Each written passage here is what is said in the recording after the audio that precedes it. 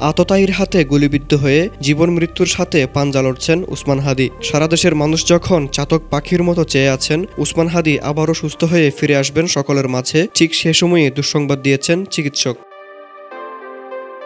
Singapore general হাসপাতালের orthopaedics and sports surgery বিভাগের clinical ফেলো doctor Abdullah আল রাফি জানিয়েছেন, হাদির ফিরে আসাটা সম্ভব, কিন্তু তা খুব দ্রুত হবে না, বরং দ্রুত সুস্থতার আশা করাটাই বোকামি বা পাগলামো।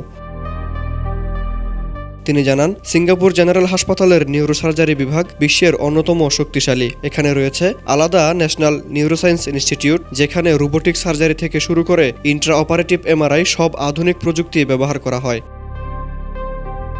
হাদির মাথার ভেতরে এখনও বুলেটের অংশ থাকার আশঙ্কা রয়েছে। অবস্থা কিছুটা স্থিতিশীল হলেই করতে হবে জটিল ইন্ট্রা অপারেটিভ এমআরআই। যে ধরনের সার্জারি বাংলাদেশে বা আশেপাশের দেশে সম্ভব নয়।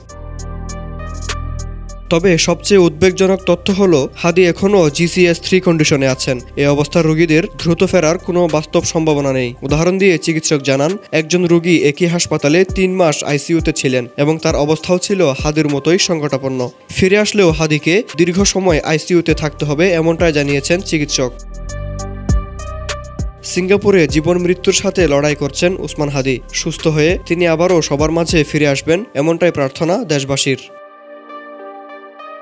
News desk, Dhaka digit.